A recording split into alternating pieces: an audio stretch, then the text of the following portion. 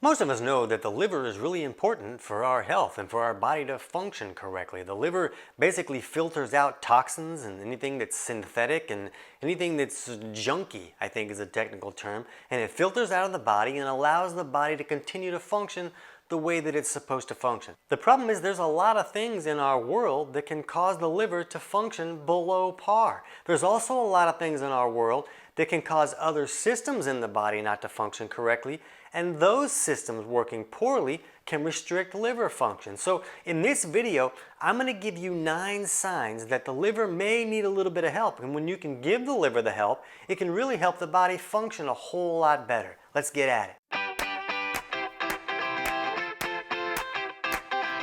T.C. Hale is not a doctor and does not claim to be a doctor or licensed in any type of medical field. Don't be an idiot and use anything heard on the show as medical advice. This information should be used for educational purposes only, and you should contact your doctor for any medical advice. Now get off me. Now, keep in mind that some of these signs we're going to talk about can have more than one possible underlying cause. So sign number 1 of poor liver function is skin issues. But skin issues can be caused by other things as well. But one issue with the liver is that when the liver filters out junk, it can remove that junk from the body. But when the liver is overwhelmed or systems are not working correctly and that junk cannot be removed, then the pores in our skin are like this other detoxification pathway that the body has as like a backup system. And the body will try to push some toxins out through the skin, and it will clog up the pores and create those skin issues. Now, there are other causes for skin issues, but this is a really common one, and this is one of the first things I look at with clients when they're having acne or other skin issues. I look at, well, let's look at how the liver's working, and if we can help that, it can often clear up those skin issues. Sign number 2 is weight gain, or maybe somebody's having a hard time losing weight. In the same regard that the body might try to push things out through the skin, the body may also take some toxins and shove them into a fat cell, because shoving them into a fat cell can make them inert where they don't cause a lot of trouble. The body is really picky at keeping the bloodstream clean and going in the right direction. So when there's too much junk in the bloodstream, the body will often pull that out, shove it in a fat cell, and keep the blood in a good range. Now, it can't shove all toxins into a fat cell, but there's a lot of things it can shove into a fat cell, enough that these fat cells can expand, and then so do our pants, and then we need a bigger belt. In any case, when clients come to me in hopes of losing a lot of weight, it's really common to see someone who needs to help these detox pathways and the liver function a little bit better, and it can be a lot easier for them to lose weight. Sign number 3 is high blood pressure. Now, there's a variety of things that can thicken up the blood and raise the pressure needed to push that blood through the system, and then we see a higher blood pressure reading. But one of those things is filth and toxins. Filth and toxins can thicken up the blood and raise our blood pressure. So when blood pressure is high and you can help the liver function a little bit better, it's really common to see that blood pressure come down into a better range. I even tell clients that are using blood pressure lowering medications that once you take steps to improve liver function, you really need to watch your blood pressure, because if your liver gets better at filtering out all this junk, the blood pressure can come down pretty quickly.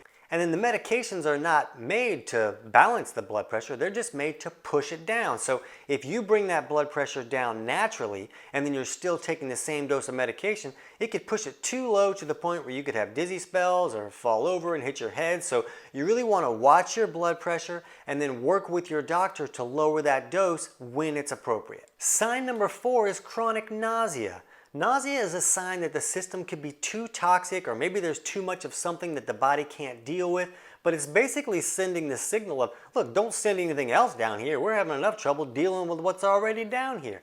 So we'll get that signal of nausea when the body's like, yeah, I can't deal with this. So a lot of times it has to do with things that are not being digested correctly, but it can also be a problem where the liver can't filter out enough toxins. Maybe you're exposed to a lot of environmental toxins. Maybe there's a toxic issue in your house that you might not know about. But in any case, if the liver can't filter out more than the body can deal with, chronic nausea can be a sign of a liver that needs a little bit of help. Sign number 5 is that if you look in your medicine cabinet and see that you're taking more than 2 or 3 medications at a time, that can actually be a sign that your liver might need a little bit of help.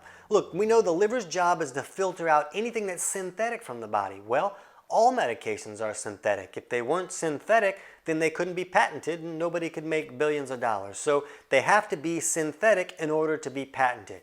So in order for the medications to stay in the system and do the job that they're intended to do, they have to up the dose enough to kind of overwhelm the liver a little bit, or otherwise the liver will just filter it right out and the medication would be worthless. So the thing that we need to understand here is that when we're taking a lot of medications for a long period of time, it can really be overwhelming to the liver. Now, I'm not telling you to stop taking any medications. You need to work with your doctor to do that. But if you need a lot of medications, you need to understand that that can be a burden on the liver. So what you might want to do is go to our video channel and just search for the topics for the reasons that you're taking those medications. Maybe you can learn something to correct those problems naturally, and then you can work with your doctor to say, hey, maybe I fixed this, maybe I don't need this medication anymore, and you can reduce that burden on your liver. Now, sign number 6 is chemical sensitivities, and this is a similar situation. Maybe you walk down the grocery store aisle that has all the cleaning products and you're like, oh, I can't even stand to be in this aisle.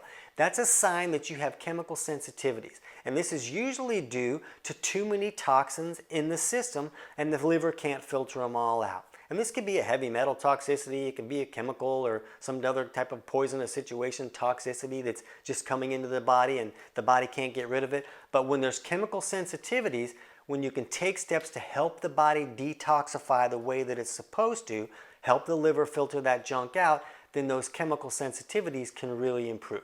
Sign number 7 is if you're dealing with hypothyroid issues. Now, when a liver is overwhelmed and it's not functioning correctly to filter out all these toxins, that means it also can't do all of its other jobs correctly, and the liver has a lot of jobs it's supposed to do. One of the jobs the liver has is to convert our thyroid hormones. It converts the T4 to the active form of T3 that the thyroid really needs to function correctly. So when someone's hypothyroid, a lot of times it's just because the liver can't function correctly and do that conversion for you. If that's an issue that you're dealing with, be sure to check out our video on the connection between hypothyroid and liver issues. And we'll put a link to that video in the description below as well. And sign number 8 is a low libido. Our liver is also in charge of regulating a lot of our sex hormones, and when there's an issue there, that can create a low libido. Now, there's lots of other causes that can create a low libido for women and for men, but one thing you want to look at if this is an issue for you is you kind of want to look at how is the liver working. And sign number 9 is a light colored stool. So all the cool kids are stool gazers. They look at their stool and they get insights to how their body is functioning. You want to be one of the cool kids. So if your stool is lighter than the color of corrugated cardboard, it's a sign of poor bile flow.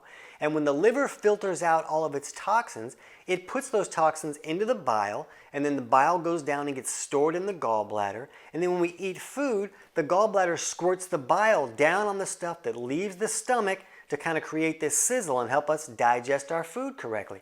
But then that bile gets carried through the intestinal tract and those toxins go out the back door when we poop like a champion. So when bile isn't flowing correctly, those toxins don't get filtered out. And the problem is it's really common for someone's bile to become too thick and sticky to flow correctly. And then those toxins don't go out the back door, they get reassimilated, and then the liver has to filter out the same junk all over again. So that's one way that the liver can really get overwhelmed and not be able to do all the jobs that it needs to do.